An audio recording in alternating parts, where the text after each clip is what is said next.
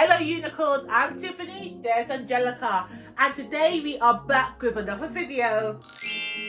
Today we're going to start my journey, continuing on with the Wheel of Time, okay? We are going to be reading The Great Hunt. So if you haven't watched the previous installment where I read The Eye of the World, I will leave it linked up above somewhere.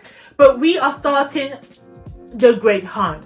Now, have I been spoiled for this book? No, not really. All I know is called The Great Hunt, so I believe we're gonna go on an adventure hunting for something. Am I excited to be back with these characters? Yes, I am. Even though Rand annoys me from book 1, I still want to see how he develops as the Dragon Reborn. What I do want this book to focus on, however, is Perrin and his wolf boy antics. Because I love me some wolves. You know, and I want to know if he's going to turn into one. I want to know if he's going to be like a werewolf and be possessed. I want to know if Nynaeve and Lan, if their relationship develops, because I do love attention. Don't get me wrong, I don't like romantasy books, but I do love romance inside fantasy, and I do like the tension, like the will they or won't they situation. So hopefully I can enjoy myself with this. So without further ado, let me jump into the book. Let me jump in, start reading, and I'll be back with my thoughts on it shortly. Okay. Hello, unicorns. Alright, so I'm about 12% into The Great Hunt at the moment, and what I have to say is that I am enjoying it so far. So we literally start off exactly where book 1 fell off. Like, they are still in that place. What's it called? Me forget what it's called. And I just read it. But we're back, we're at the end on the bridge on the end of the world where the Charlotte Wars is happening. We're back there. And Rand, he's contemplating whether he should run away, whether he should escape, because he can use the one power. And Ambulance, who's the head of the Aes Sedai, she is coming to this place. I can't bother to find out what it's called, but if you read the book, you know what I'm talking about right at the beginning. So he's contemplating whether he should leave, what he should do next, because obviously he can use the one power. So if he can, they're gonna kill him. So, and the Aes Sedai is all coming here. It's not just the Ambulance. We also have the red Aes Sedai coming. And that's where we are introduced to Leandra. Sorry, I'm getting confused with the Aes Sedai and Leandra. But Leandra comes in. And we are getting so much more information on the Aes Sedai, which I'm very excited about, because I'm loving their whole colour system that they have going on. And each colour coded sister, whatever clothes they're wearing, whatever Arja that they are representing, whether it be blue, green, white, brown or red, means they have different types of abilities or different type of roles inside their organization. I love that. I love that for them. I love that for me, because I do love a good color system. But going back to Rand, I don't know why he's contemplating. I don't know why he has to think about things. If it was me, I'm out. I'm gone. You ain't gonna catch me here when my enemies are on their way to kill me. Even though they're technically not his enemies. But you know that the Aes Sedai kill men who wield the one power. And yet you're here pussyfooting about whether he should stay or whether he should leave. Okay. I do understand his conflict. I do understand Rand's struggle. And although I did not like the way he talked to his friends, I understand what you were trying to do. You're trying to push them away and distance yourself from them. And I kind of had to put some respect on your name for that. I did find it hilarious, however, that he tried to hide from the Ambulance and from the Aes Sedai within the women's chamber. But you know, that was a bit of a hoo. That was a bit of a hee hee ha ha. What I have to say though, what gets me is that Moraine.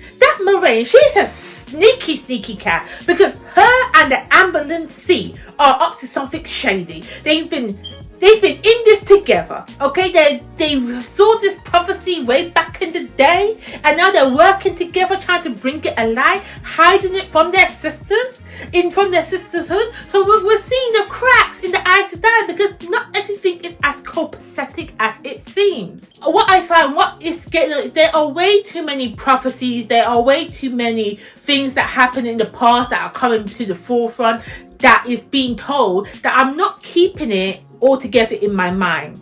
Like, I understand the prophecy of who the next General Born is, and that's why Moraine set out on her quest to find it, and it's Rand. But then there's lots of other nitpicks, and because I'm listening to audio and also reading it, sometimes when I'm not reading the book, I'm just listening to it, I'm unable to highlight some sections so I can keep all my thoughts together. But either way, I feel like I'm getting the gist of it. Right. And as I said, there's cracks in the Aes Sedai already being formed, because even though this Amberlyn C, she's meant to be for all the sisters, for everybody, but I feel like her and Moraine are up to some shady shit together. Then we have Leandra, who is the Red Aes Sedai. Now, I don't think she's Red Aes Sedai. I think she's black. I think what do they call the Argers? I think she's the black lady, because she's too evil, she's too corrupt, and she's too single-minded. And if it turns out that she's just doing her job, because I understand the Reds hate men, fair enough, but there's something wrong. She's a bit too sneaky and iffy about it. I think she's more corrupt than we initially realised. And because in the prologue there were also black Arger within the prologue, the meeting talking about the Dark One, I'm gonna watch that. I'm gonna watch that closely. I feel like there's something going on there. And also, one other point, okay? Why is Padlin Fane still alive? Book 1, he betrayed the people. He sent Trollocs to the Two Rivers to get the Dragon Reborn. Yeah, he is working for the Dark One. It is a known fact that he is evil. Why have you not killed him? Why is he still alive? To get questions from. He ain't gonna tell you nothing. He's crazy. Kill the man. Now, the fact that you're keeping him alive in here only means he's obviously gonna escape, and it's gonna be a big pain in your ass later on down the line. That's the only reason for the plot to have him as still alive. There's no way, I don't see a way that the Aes Sedai can use their power, can use the One Power to reform him and to make him a better person, or to restore his mind or whatever's wrong with him. No, the only solution is that he escapes. That's the way I saw it. And what do you know? What happened? He escaped, okay, and he wreaked more havoc, okay? So I'm just saying it. It's your own fault that this happened, because you didn't kill him when you had the opportunity. And what I have to say is that at first I was disappointed, because this book is called The Hunt for the Horn. No. This book is called The Great Hunt. Now, and that was all meant to be the hunt for this horn that they got at the end of book 1. And they're saying, oh, we need to find this horn and hunt it down. Now, we knew where the horn was. The horn was in the possession of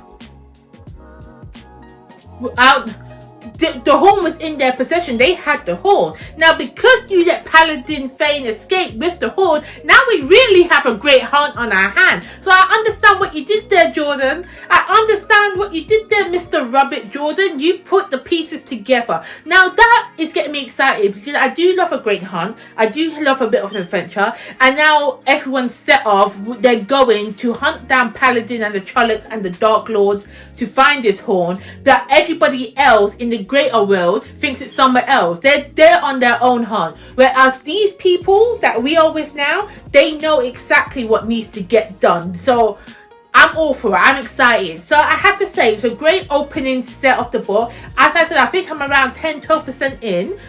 I'm enjoying it so far. Is Rand still annoying? Yes, but he's justified to be annoying at this beginning part. So that's all I got to say about that. I will read some more chapters and I get back to you with an update shortly, okay? Hello unicorns, it's Tiffany. I am back with another update. Let me tell you, I am thoroughly enjoying this book so far. Right now, where I last updated you, they had just left. It's not called Tominsfield. Wherever they were in the mountains, where they was at the end of the Trolloc War, they were just leaving. They were leaving to go hunt the horn. I have read a lot. I have read a good chunk of this book because I was engaged. I was with it. Okay? So, first of all, let me go through some key points. Rand, you're trusting the wrong one. Let me tell you something. So, Rand has been a bit of a bitch to his friends. He wants to push them away. Fair enough, I understand you. However, they are going to hunt this horn, and then Rand, Lorelai, and some sniffer man that sniff chases, they get separated from the group. And then all of a sudden there's this mysterious woman that you have to save called Celine, and she's all over your batty. She's all over you, want to join the crew and everything. No thank you, I don't trust her. She's obviously bad news, and because you are hunting this corn, and because you have the dark friends and the Trollocs, they've taken the horn, obviously she's a spy for them. She's working for the other guy trying to halt your movement. Like, can't you see through the act? Anyhow, I'm going to say this now, that Celine is a dark friend. She's bad news. I don't trust her. Even though I get he's all googly eyes for her because he's a teenage boy and he doesn't know how to control his hormones. No, look past it. Anywho, so I knew there was something fishy, but then we moved on with that section, and Rand, Lorelai, and the sniffer man actually end up finding the horn. And I thought, oh, this is happening a bit too quickly. They found the horn, something's got to go wrong. And at this point, they entered this city where they're playing a great game of tactics and political intrigue while they're waiting for the rest of the crew to meet up with them so they can better protect the horn. Now, this section of the book, I did find it very draining. It was very prolonged. I mean, normally I love a bit of political intrigue. Normally I like watching how the different societies and governments, how they run. And I thought it had a bit of, I don't know how to put this. I didn't care for it. Let's just leave it like that. I did not care for this city that they were in. What on earth was that city called? You know what? Where's the book? Oh, it's over there. It's over there. I'm not going to get it. I am not going to get up. I am lazy. But I wrote a note in it. Now, what I did like about this city is that all these lordings, all these ladies are sending letters to the inn that Rand is staying at because they think he is some type of high lord, and they want to smooch up to him. That part was fun. However, I know there is something bigger at work here. I know that we have these. I want to go back to Perrin and Matt and want to know about their journey and what they're getting up to, but we're not focused on them. We're focused on Rand. And if you don't already know, Rand is not my favourite character. I like me some Perrin, okay? Perrin has a good... I feel that Perrin has a good mind, and because he is half wolfman, I like me some wolves. I want to know more about that story, but yet we're focusing on Rand, and I think that's why I didn't like this part of this book. Even though there's elements that I did enjoy, like them befriending Rand because they think he's the Lord. However, I do understand the importance of this scene because we are finally seeing Rand come into himself. We are finally seeing Rand taking charge, giving out orders, and it's just showing us the beginning of his rule, because if he's going to be this great general, the one that saves the world, and I'm thinking he's probably going to have like a massive army behind him, or just people that follow him because of who he is, then that means that he needs to come to terms with how to run people, how to take command, how to take charge, and this is what we're seeing in this scene. So it's making me excited to see future books for when he is actually the lordling that they think he is. So even though it wasn't my best part, I'm not enjoying it as I'm reading it. It was, I can see the importance. So yeah, I can't fault you. You did well, Robert Jordan. Very good. But give me some back. Bring Perrin back. That's all I have to say. Give me some more Perrin, because I love me some Wolf Boy. Okay? Oh, and let me not forget Tom. Now, I already did tell you that Celine's a dark friend. I think Tom is evil. I've been telling you Tom is evil from day. Because in book 1, he had to die. Didn't he get taken by the Margriot, the faceless one, I don't know what they call them, but he got taken by the evil. And now he's back, just jamming, just living his best life. Nah, Celine's a dark friend. Tom's an evil. I bet Tom's got the one power 2 or something. I don't know. I haven't put my finger on it. But I don't trust a word he says. I don't like the fact that everybody instantly trusts him. Not everybody, but I mean Rand. It's like, oh, you're my friend. Because look what happened to Paladin Thane.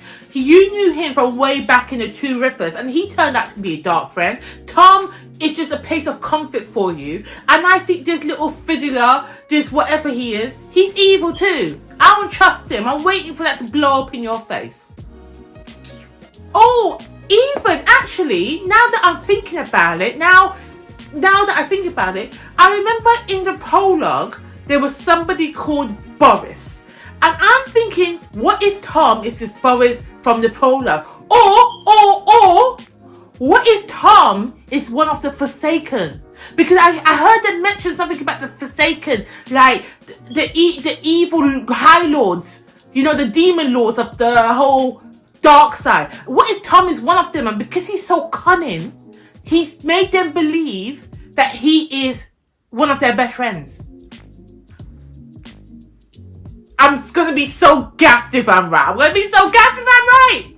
Because I'm thinking this. Just imagine. No, sorry, I'm back on Tom. Because think about this. Celine is the dark friend that was tracking them, and then she's disappeared now. Once Rand and the other two that he's with, once they entered the city, she's gone somewhere, and all of a sudden Tom shows up because she went and she told her boss where to find Rand, and her boss is Tom because Tom is the Forsaken. And oh, I figured out the whole story. I figured it out. I'm a genius. Okay, moving on because I don't want to ruin it for myself. I don't want to. So we do go back to Elaine, and Elaine, I think Elaine's a new character. I don't think I told you about her, but she's a princess. But we do go to Elaine, to the Aes Sedai with Nynaeve and Egwene.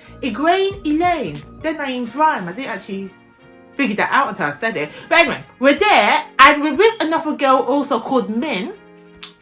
Please explain to me why everybody's in love with Rand. Like, why are all these girls all in heat over him, getting all their knickers in a twist? Rand ain't that good of a guy. He's an idiot. I just don't get it. I get it, it's the way the story's gonna play out. He's the number one, and he needs to have all these women falling over him, that he's gonna have a whole harem. But I want Perrin!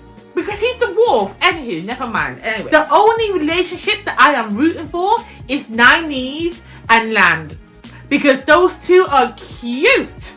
Okay? I need to see them. I need them to interact more. But I doubt they're going to meet again because their paths have so diverged in such a way that I don't see them reconnecting anytime soon. And I just want to sit back and wait because I feel like Robert Jordan knows what he's doing and he's making me pine for when they come back together. I'm going to be so gassed. But anywho, this is not a romance book, so that ain't even a point. Let me tell you why Nynaeve is that girl.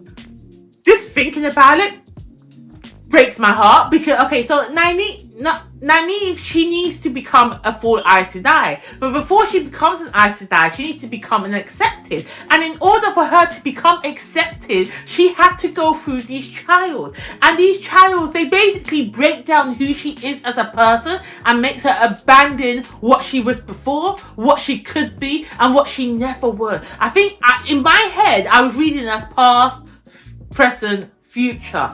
And oh my god, what they put my girl through, because you don't know if what she's seen is real. Because think about it, it's the wheel of time. Time is repeating itself. It's folded onto itself. So if you think about time travel and you think about all this technical garden, if Nynaeve took another path, maybe she took, okay, let me break it down. There was one of her trials where she is married to Land. She's married to the love of her life and she has a little girl. If she made different decisions, that could have been her future. That could have been real. But she made the decision that put her in the Aes Sedai Tower, you know, to become accepted. So now I'm thinking, is it real? I don't know if it's real. She doesn't know if it's real. Nobody knows if what she saw was real. So if she stayed inside this child, she could have had this love. But then, Nynaeve, she ain't a girl to quit. She ain't that girl. So she's just like, she has to go back. And it was so heartbreaking. Oh my god, it was heartbreaking, gut-wrenching. Such a good scene. such a good scene. And then it brings me back to the point that I was making before, that I was like, girl, you're in the happiest moment of your life. You're not gonna meet Lan back in your timeline because your paths have diverged. So I was just like, no, you gotta stay. You're happy now. Don't worry about all them losers. But no, Nynaeve had to go back because that's who she is. And it brings us all back to the point, because there was a conversation between Rand and Moraine. Rand, well, you know who I'm talking about, the warder.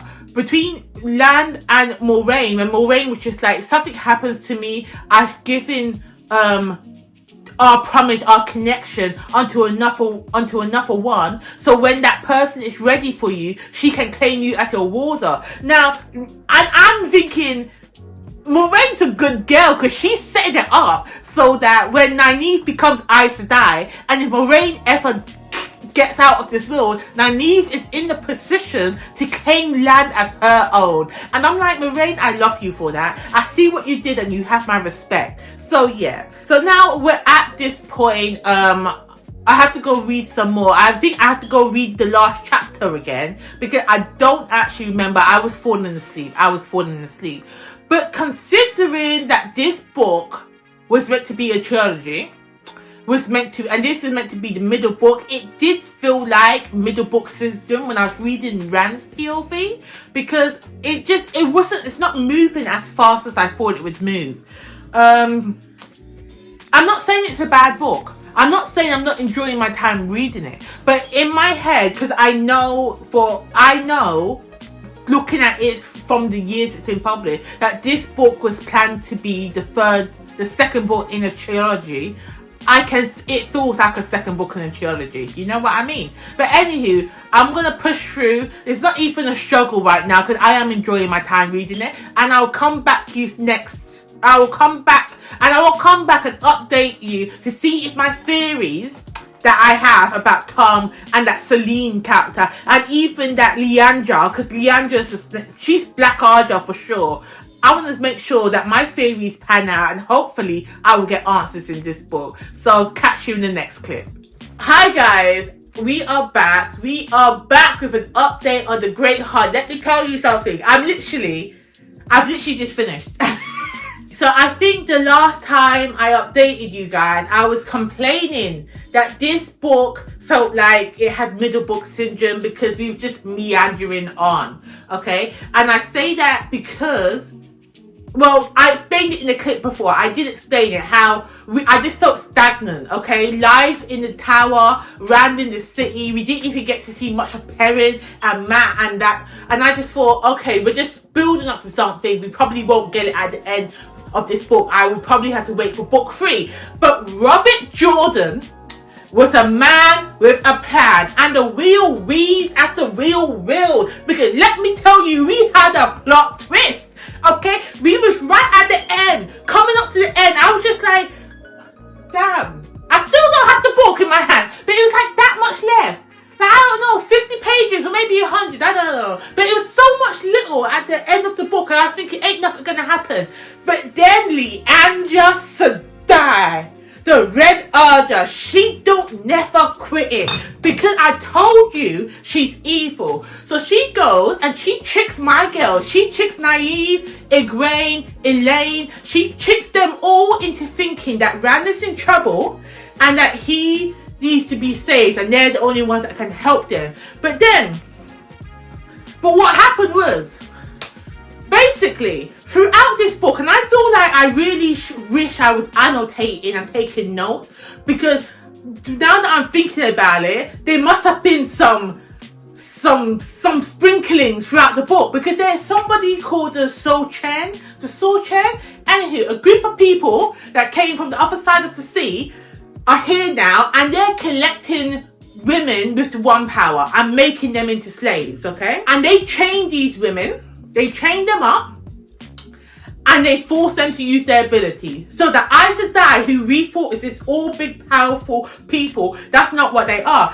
And what happens is that Leandra, who is, I told you she's evil, she's actually Black Arja, and I knew it, okay? So basically, she takes Egwene, Nynaeve, Elaine, and Min, and was Min there at the time? Them two run off. Yeah, Ming was there. Ming was there at that time. So basically, she takes them and gives them to the Sword Chen. But Nynaeve, my girl, because her power only works in anger. And if anybody disrespects and tries to kidnap her, of course she's going to be angry. So Nynaeve escapes, Elaine escapes, but Egwene, she gets captured. And poor darling baby girl. She gets captured and she's like a slave. It was heartbreaking to read because I felt her pain. You could feel her pain. And you're just like, how dare you? First of all, when you realise what they're doing to these women, because you realise that they have the power of an Aes Sedai too, but they're just not as powerful. So you're kind of just jealous and you're bringing these women down. But anyway, the video's already too long if I talk about the politics of the Sword Chen and what they're doing to the Aes Sedai people. And the fact that now I know that the Aes Sedai are not as powerful as they make you seem, because these people are just putting collars on you, chaining you up and teaching you like a dog. Okay, so now they're at, what's the place called? Hummon's Head? Something. Anyway, the location that's Egwene is in with the Sword Chen, that is the same location where Rand is heading to get the horn. And everybody is literally, all the plot lines, they're converging at this point. So now, when I'm thinking I have to wait for the excitement for book 3, we're getting it at the end. Nynaeve, she ain't gonna wait for no man to come save her. You took her best girl, she's gonna come and ruin you. And that's what Nynaeve and Elaine, and that's what they are planning to do. They're planning to rescue Egwene from the Sword Chen. And at the same time, we have got let me go back in time, because Rand lost the horn. He had the horn, he was sitting on the horn, la-di-da-di-da, playing with his toes. The horn got stolen, so now him and the rest of the crew, Matt Perrin and the rest of the men, they meet up with him, but now they're all together going to the same location to converge to try and get the horn back. So now, as I said, all the plot lines are together, and Rand says, "Oh, is that Nynaeve? Is that my Egwene up there? Is that my long lost lady love? Oh, let me go and save her because something's going on here." Oh, it was such a good plot twist. And the scene where literally Rand shows out, he shows out with his powers and he's there, he's killing. I think actually the one he's fighting, he must have been a Forsaken. That was a good scene. That was a good scene now that I'm thinking about it. If you don't already know, I did finish the book already. It's been an hour or two. I'm trying to muddle out the pieces. But he was fighting a Forsaken. That whole last scene, fantastic. The plot twist, fantastic. I'm all here for it. So my theories were correct in the form that Leandra Sedai, the Red Arja, was actually Black Arja. I called it from when we first met her, because I ain't never trust the hoe. I ain't never trust her. I ain't planned that right. Celine knew she was evil, okay? Knew she was evil, knew she was working for the enemy. Tom, the jury's still out about Tom, because there's something going on with him. Because when, I think his girlfriend died in the inn, and he got mad, and now he's going off to kill some people, he might not be Forsaken.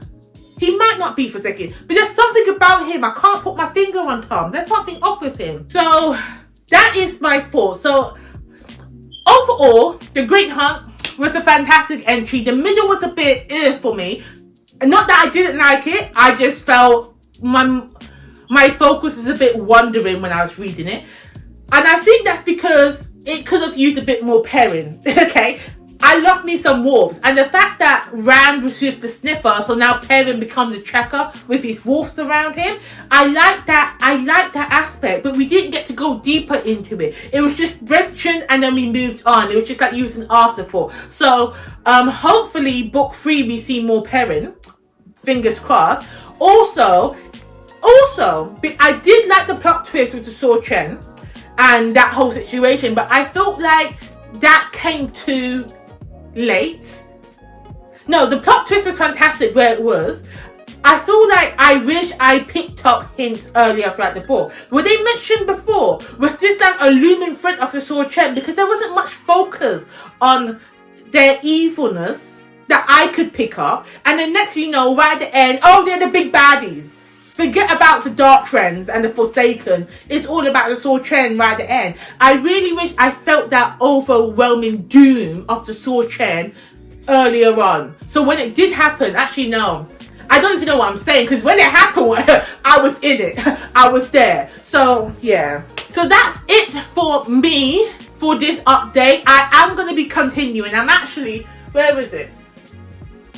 I have all the books. I don't know if you can see it, but I have all the books up there. I'm going to show you later. Am I going to annotate the books? Am I going to annotate and take notes? I want to.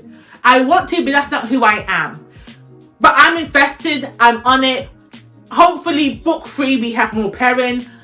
Oh, I'm excited. I'm excited to see what's going on. And book 3 is called The Dragon Reborn. And I already know that's Ran. So hopefully, Ran becomes the general and he's marching his army on who? I don't know.